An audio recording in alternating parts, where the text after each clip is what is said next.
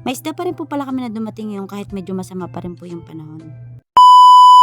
Ngayong araw pa lang po medyo kalmado ang bagyong Christine. So ito pa lang po yung araw na kami po ay mamimigay po dun sa mga katuwang po namin sa negosyo or sa trabaho po namin sa isdaan.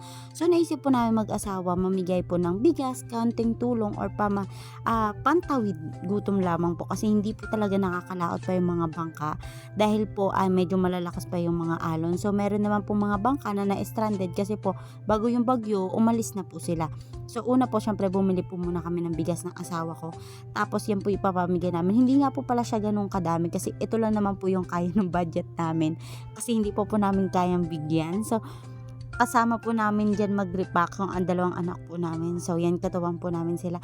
So ang dami-dami po palang nagko-comment dun sa game post ko last time na reels about po dun sa pamimigay namin na doon. So ang dami pong nag-comment o may mga nag-message po sa amin na bakit daw po sila hindi namin nabigyan or bakit daw po hindi nakarating sa kanila, baka daw po pwede namin silang pasensya na po agad, hindi po namin kayo mabibigyan kasi po hindi po lahat kaya po namin bigyan kasi ang pinaka priority po namin sa ngayon dahil po hindi naman po kami mayaman or wala naman po kami ganun kalaking pera, yung mga tao lang po muna na nakatuwang namin o katulong po namin dito sa hanap buhay namin. Syempre pasalamat na lang rin po kami sa kanila kasi nakakasama at nakakatuwang po namin sila.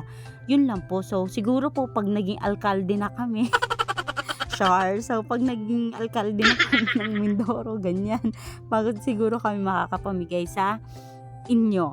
Char. So ayan, wag po kayo mag-alala kasi lahat naman po tayo may kanya-kanya po tayong pagkakataon kung paano po tayo tumulong. So ito pong bagay na ginawa namin is maliit na bagay lang po ito compare po dun sa nagbibigay ng malalaking tulong. Ito po iilan lang po sila, ilang kilo lang po yung naipamigay namin pero nagpapasalamat pa rin po kami dun sa mga taong nagpasalamat sa amin kasi sabi po nila kahit papaano po nakabigay po kami ng tulong. So thankful naman po kami kay Lord kasi yung blessing po na binibigay niya sa amin is sinishare din po namin sa iba. Kaya sa lahat po ng nakakapanood or nakakita po ng video namin, so wag po kayo na parang ang yaman na marami na kami pero wag po. So binabalik lang po namin kung ano po yung binibigay sa amin ni Lord.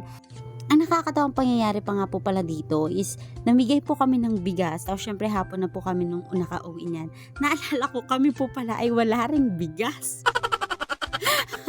So wala pa pala kaming bigas. So bumili pa kami sa tindahan. Kami pa yung bumili na lang dito sa tindahan ng bigas. Pansaing namin sa hapunan. Kasi sabi ko, nakalimutan ko wala pala tayong bigas. Dahil wala kaming bigas, pinasayaw ko na lang muna yung asawa ko. Wow, delicious strawberry. Ice cream yummy. Ice cream good. Ice cream yummy. Ice cream good. Ice cream yummy. Ice cream good. After nga po pala sumayaw, so may dumating po kaming isda. So hanggang dito na lamang po. Salamat po sa panonood. Bye-bye!